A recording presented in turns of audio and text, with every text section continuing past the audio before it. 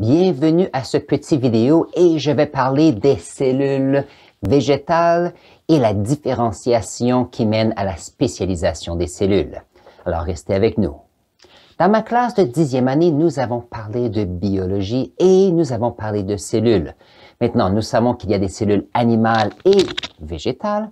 Maintenant, nous allons aller plus en profondeur avec quelques informations supplémentaires. Alors, lorsqu'on a des cellules végétales, ce sont des cellules qui peuvent faire toutes sortes de choses. Alors ici, qu'est-ce qui arrive? C'est que ces cellules, d'une certaine façon, doivent commencer à se différencier de façon à ce qu'il y ait des cellules qui vont faire différentes fonctions avec le temps. Alors, voyons voir ce que je veux dire ici. Nous avons des cellules végétales ici, et n'oubliez pas que dans une plante, il y a plusieurs aspects, et voyons voir. Il y a, comme ceci, le tronc, il y a aussi des feuilles, et il y a bien sûr, sous la terre, il y a les racines. OK, pourquoi pas. Nous avons les racines. Maintenant, à quelque part, il faut que les cellules forment un arbre. Donc, d'une certaine façon, il y a différents aspects ici. Premièrement, il y a un endroit où il y aura des feuilles qui feront la photosynthèse. Il y aura ici des cellules qui vont former le support pour supporter les feuilles où il y a la photosynthèse. Et il y a bien sûr le système racinaire ici. Et ce système va prendre les ressources, l'eau, autres nutriments dans le sol pour le faire monter jusqu'aux feuilles. Alors ici, quelques petits aspects doivent arriver. Voyons voir. Premièrement, lorsqu'on a une cellule végétale, celle-ci contient, et on a vu ça en classe, nous avons notre cellule, nous avons notre noyau dans lequel nous avons l'ADN. Et je vais voir si je peux mettre un lien quelque part, soit en haut ici ou là, qui montre une vidéo qui parle des différentes cellules. Sinon, la chaîne YouTube a une vidéo sur cela. Et puis cet ADN ici contient toute l'information qui peut faire ces trois fonctions ici. Alors, qu'est-ce qui doit arriver? Il arrive un moment donné où cette cellule doit commencer à différencier pour faire différents types de travail. Alors, une des choses que l'on peut considérer, c'est qu'il y a ce qu'on appelle des cellules du méristème.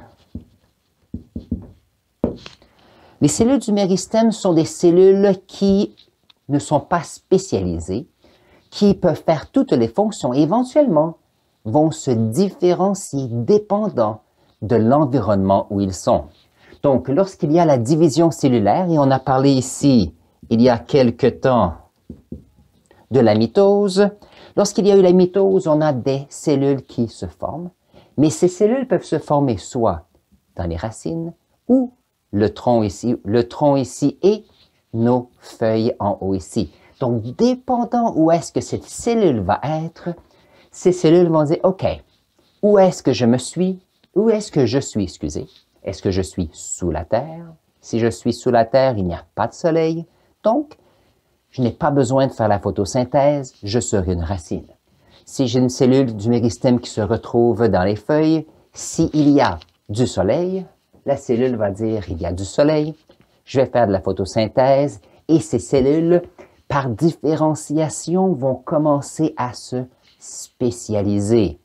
Alors, la spécialisation des cellules est importante lorsqu'on a plusieurs fonctions dans un organisme complexe. Donc ici, voyons voir si j'ai une autre couleur. Alors, dans les organismes complexes. Donc ici, nous ne sommes pas dans un organisme avec une cellule seulement. Il y a une très grande quantité de cellules.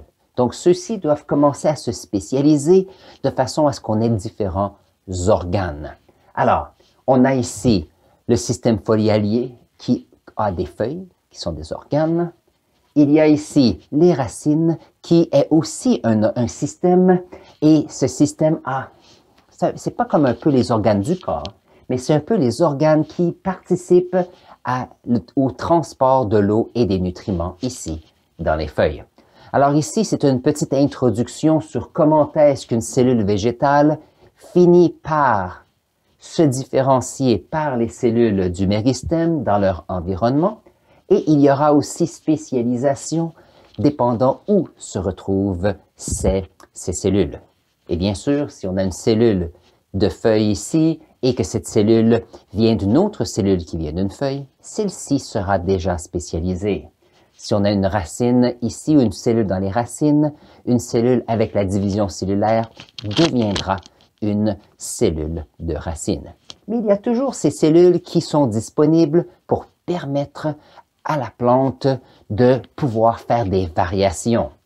Par exemple, il arrive quelquefois qu'il y a quelques cellules du méristème qui se retrouvent ici sur le tronc et oups, il y a des petites feuilles qui commencent.